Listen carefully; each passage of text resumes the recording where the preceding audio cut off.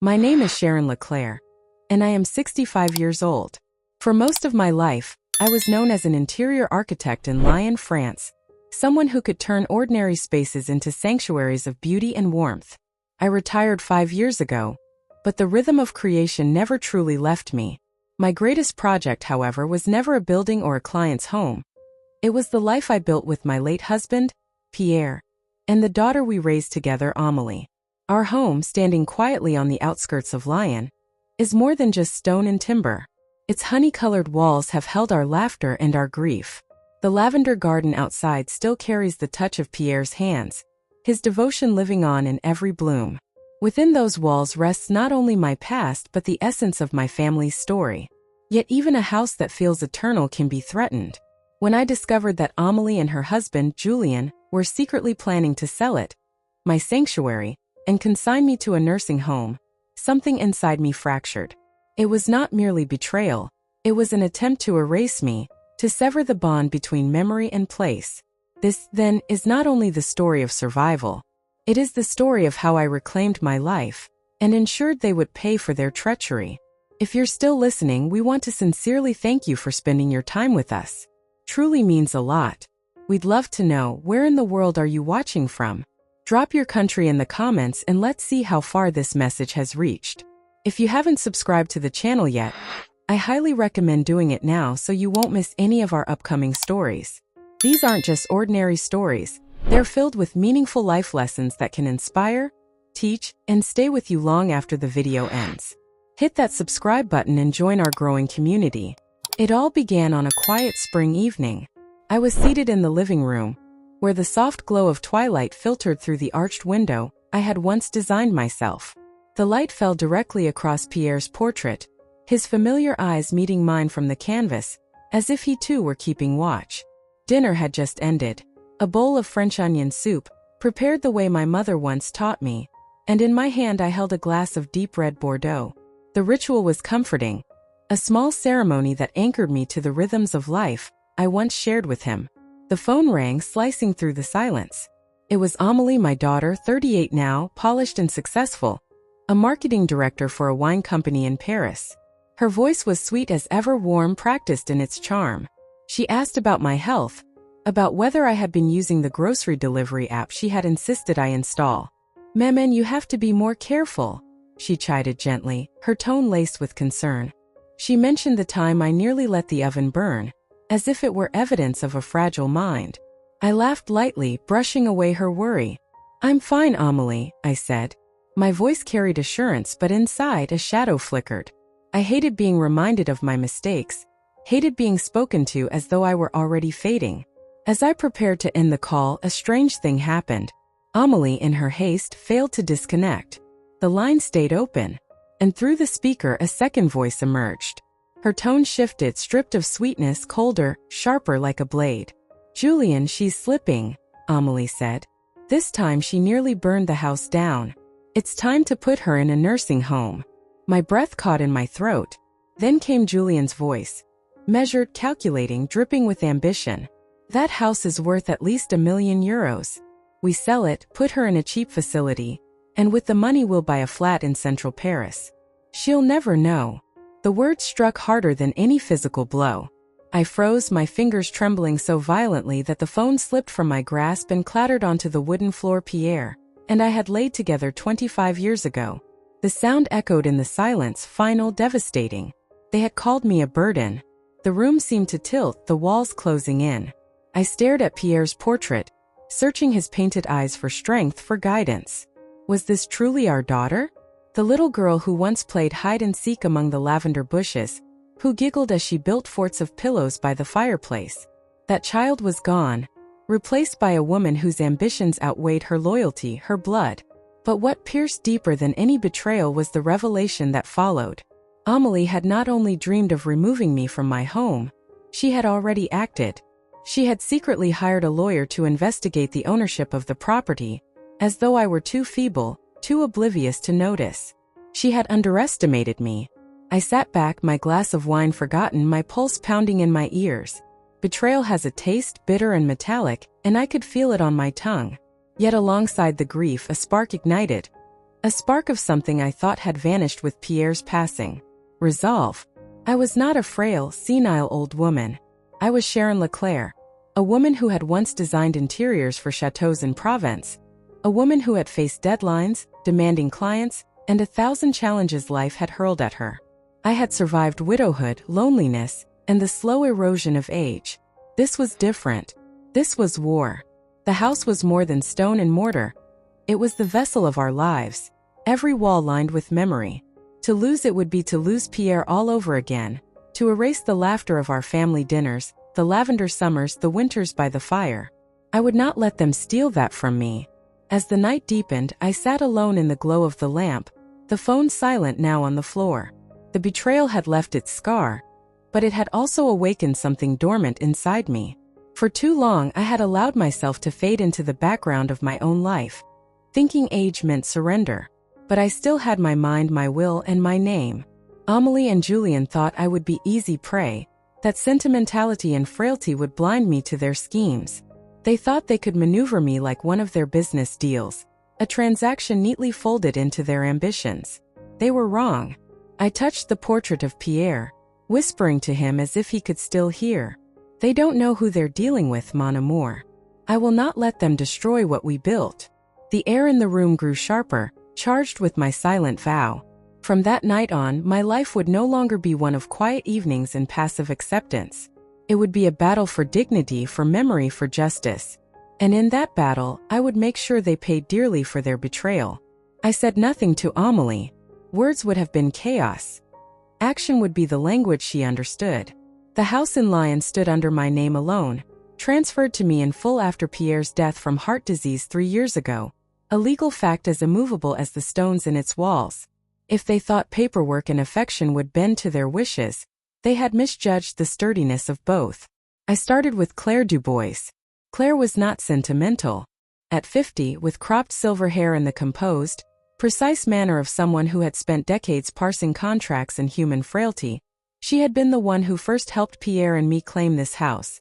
I remember the way she had crossed her legs and folded her hands the last time I'd seen her in her office. A living portrait of competence. "Sharon, you have full legal title," she said, matter-of-fact and mercilessly reassuring. The words fell like a bell. They told for an ending and a beginning.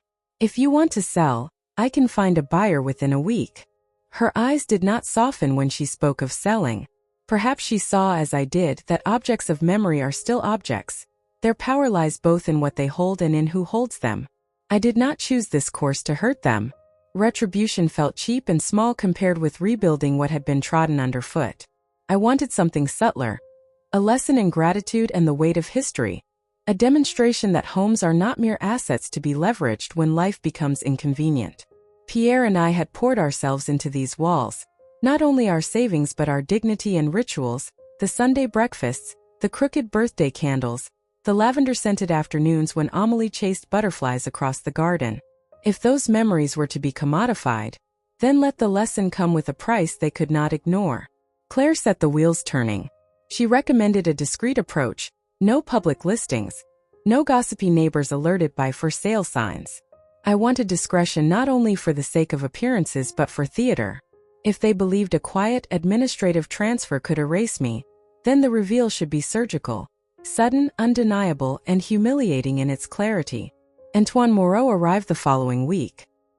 He was 45, dark-haired, with the brisk air of someone who smelled opportunity like others smell rain. He specialized in converting old houses into boutique hotels, a predator of patina and provenance. When he stepped into my living room, he paused at the arch window and let his gaze travel over the oak staircase I had polished with my own hands. He treaded softly around Pierre's portrait as if acknowledging a boundary. "Madame Leclerc," he said, voice low with a mixture of professional greed and real admiration. "This is a gem. The lines, the light. It's rare to find a property so intact. I'll offer 1.2 million euros cash, settlement in 10 days. His breathy appraisal should have flattered me. Instead it felt like a ledger valuation against memory. I accepted, but I added one clause that made Antoine blink. Absolute confidentiality. No agents, no intermediaries, no loose lips. He was to pay cash and close the deal without fanfare. The concept amused him, and likely reassured him. A secret sale avoided competitive bidding and curbed attention. For me, secrecy was dramaturgy. I wanted them to learn the truth suddenly, when hope had already calcified into plans. I wanted to watch the faces of the schemers when the ledger closed beneath them. While Claire handled the paperwork, I employed Marcel. I had not used a detective since the years when I handled difficult clients and their more complicated contractors, but Marcel's services were not for curiosity, they were for evidence. At 55, with a weathered face and the discreet professionalism of someone who had watched marriages crumble and fortunes shift, he moved like someone who understood small cruelties. Marcel's findings confirmed what intuition had already whispered. Julien had mortgaged their Paris apartment, the one with the view of the Seine they liked to post about, as collateral for an ambitious real estate venture that had not repaid itself. Documents showed payments missed, calls from creditors, the slow, panicked arithmetic of a man who had bet on the future and lost. More damning, Marcel photographed bank transactions and obtained copies of communications that hinted at the plan, the sale of my house as the fix, the key to prevent ruin. The knowledge struck a particular chord. The plan to consign me to a nursing home was not only spite, it was financial expediency, the cold calculus of people who measure relationships in eurosigns.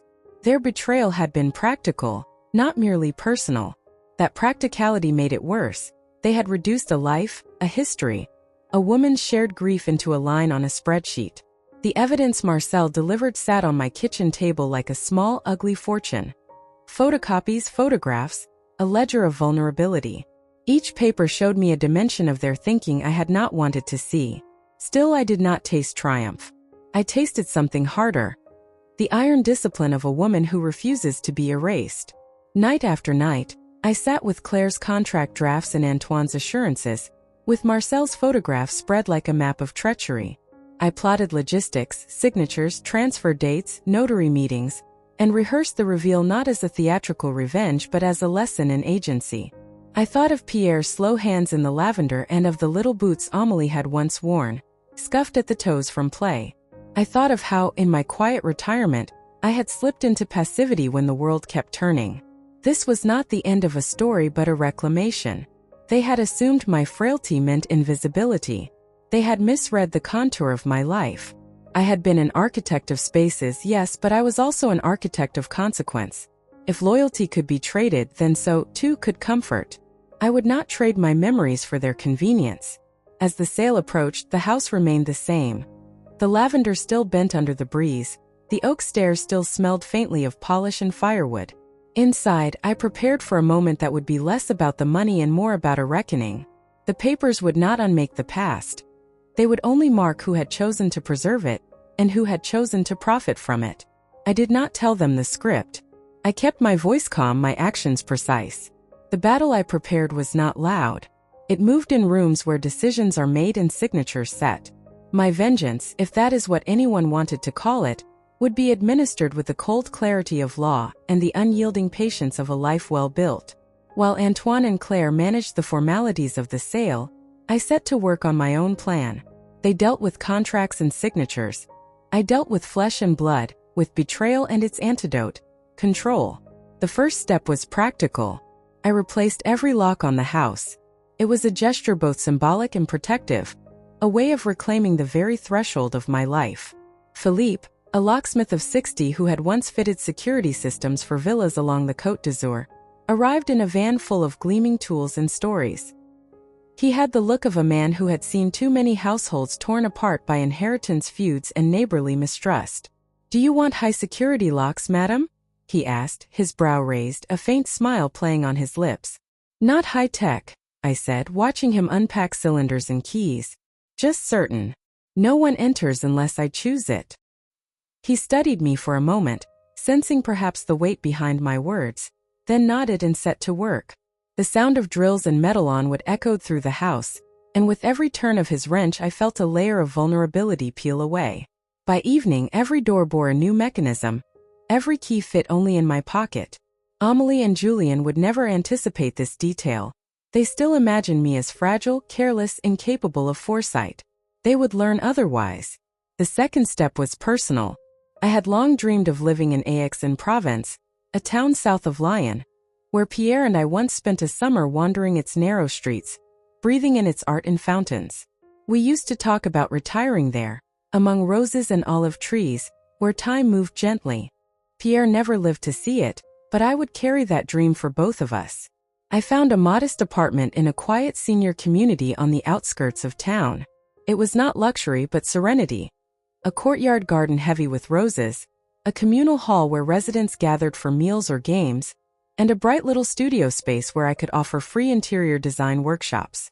The thought of teaching again, of passing on my craft without charge, filled me with a purpose I hadn't felt in years. The move itself was surgical. I did not strip the Lion house bare. I carried with me only what mattered most, the true artifacts of a life: Pierre's jewelry box where he had kept small trinkets and notes, our wedding album, pages worn by decades of turning, and my very first design sketch drawn in my student years, the fragile seed of a long career. These I packed with reverence as if they were relics. The rest, the oak furniture I had carved, the tapestries I had stitched, the shelves I had built with Pierre, I left behind. They belonged to the house as much as to me. Whoever owned it next would inherit not just the building but its soul, its continuity. Still, I was not naive. Sentiment would not shield me from the cruelty of Amélie's plan. I needed more than closure, I needed proof. And so I added a flourish that Pierre, with his love of chess and strategy, would have appreciated. I installed a hidden surveillance camera in the entryway, disguised within the face of a vintage wall clock. It was a small lens, invisible to the untrained eye, connected wirelessly to my phone. With it, I could witness their discovery in real time. The moment when their ambition met the stone wall of truth. I would not just imagine their shock, I would watch it unfold. The final act of preparation was a letter. Not a legal notice or a sterile document, but a message written by my hand, carrying the weight of 38 years of motherhood. I slipped the folded paper into an envelope and sealed it with the same steadiness with which I once drafted blueprints. Then I taped it to the front door, where they would see it before they saw anything else. The words were simple, almost tender. Asterisk, my dearest Amélie and Julien. If you are reading this, then my plan has succeeded. Amélie, I overheard your call, when you called me a burden and spoke of selling this house to fund your life. That betrayal cut deeper than you may ever understand. The house has already been sold, for 1.2 million euros, and the proceeds belong to me. I have moved to a place where I am valued, not dismissed as an inconvenience. Your belongings have been packed and sent to a storage unit in Lyon. You may retrieve them when you wish. For 38 years I gave you everything I could. I gave you my love, my labor, my protection. You chose betrayal. Now you must learn the cost of it. This is not revenge, Amélie. It is a lesson. To cherish family before it is too late. With love, Mother. Asterisk.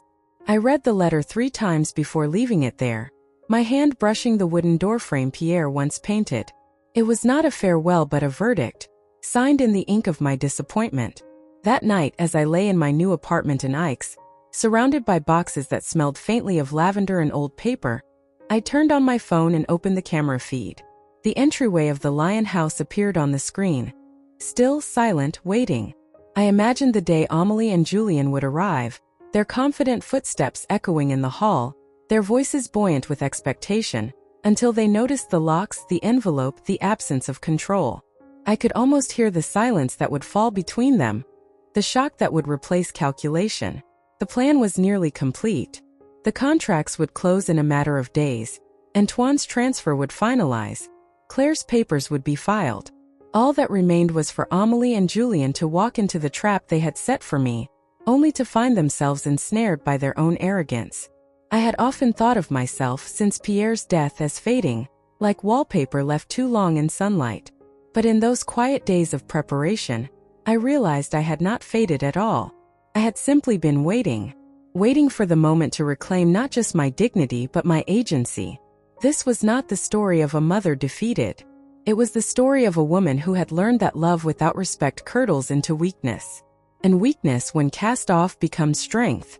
When the locks clicked shut, when the letter was sealed, when the hidden camera blinked quietly in its casing, I felt Pierre's presence beside me. Not in sorrow but in approval. I whispered into the Provence night as though he were still listening. They thought they could erase me, mon amour. But I am still here, stronger than ever. And with that, I waited for the curtain to rise on their downfall.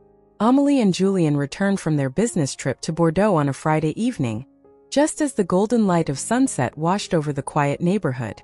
Through the hidden camera in the wall clock, I watched them step out of their black Citroën, dragging suitcases along the stone pathway. They were laughing, looking smug and self-assured, as if everything in life remained perfectly within their control.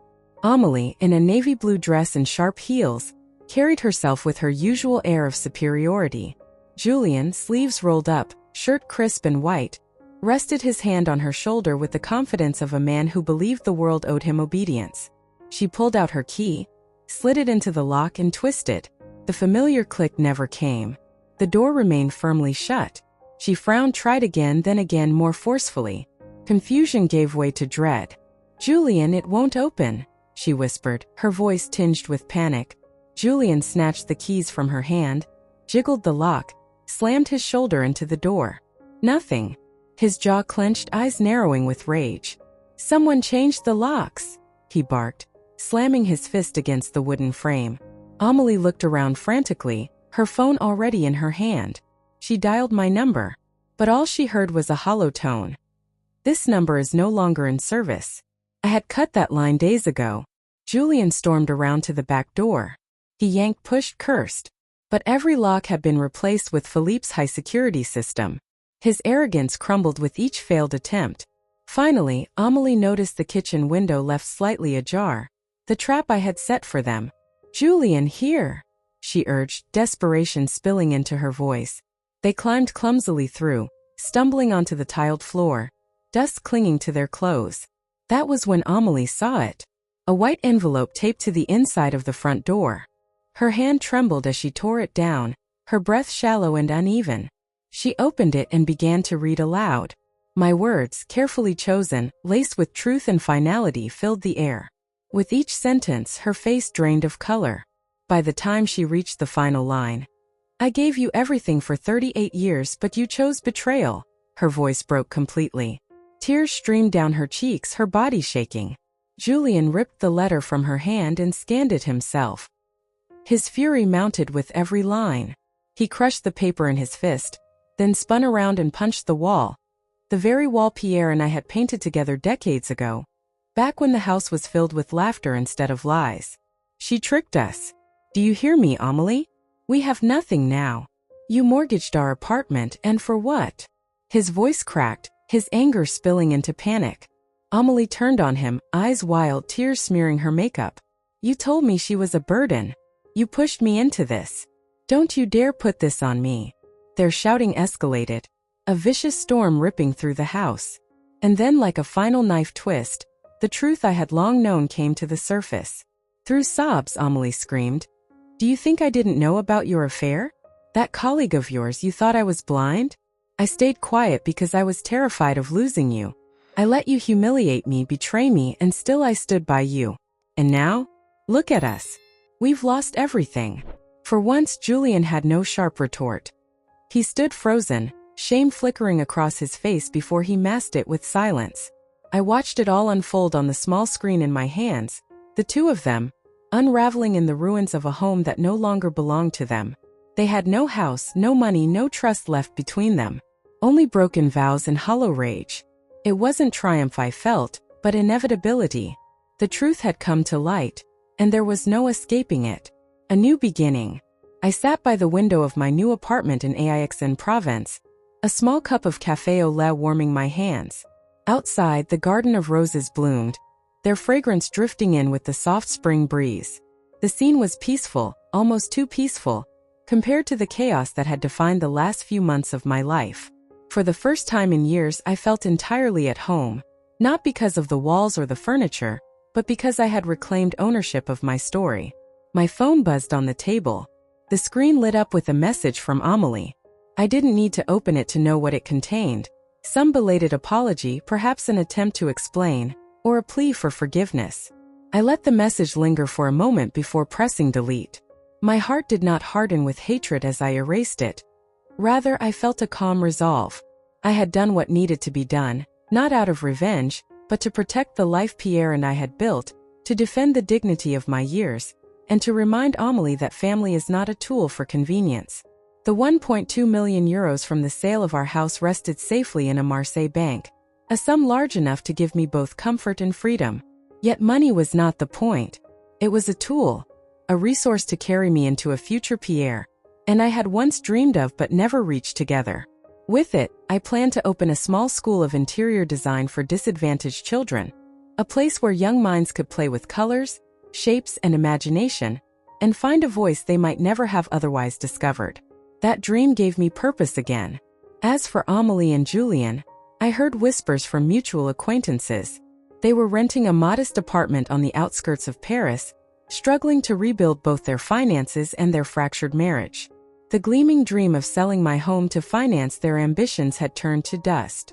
And perhaps one day, when Amélie's pride had softened into humility, she might finally see the lesson I had tried to teach her, that family is meant to be cherished, not exploited.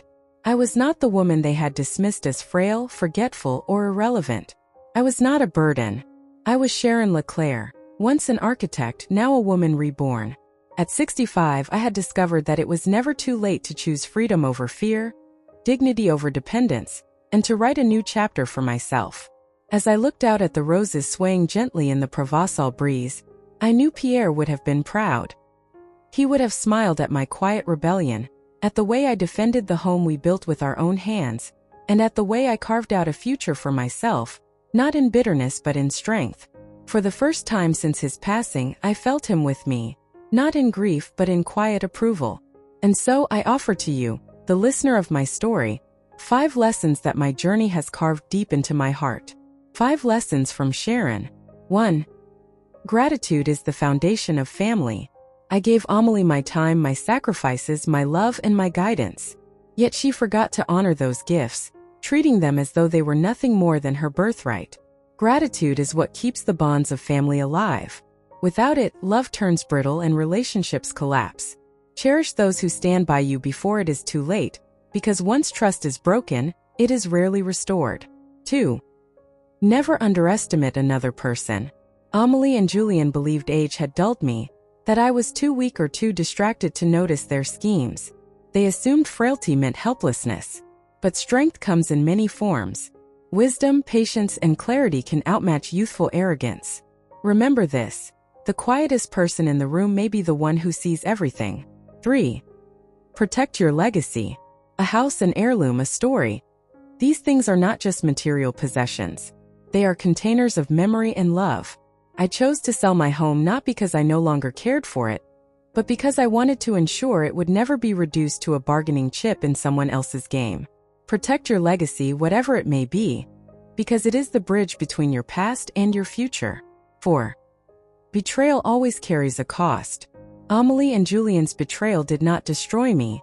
It destroyed them, their comfort, their trust in each other, even their dreams. All of it came crashing down under the weight of their own choices. Every action has consequences, and betrayal is a debt that always demands payment. If you choose deceit, be prepared for what it costs. 5. Freedom is the greatest reward. In the end, what I found was not vengeance but liberation. By cutting myself free from the dependence on those who no longer respected me, I discovered a new chapter waiting for me. One defined by peace, creativity, and purpose. Freedom is not only about independence.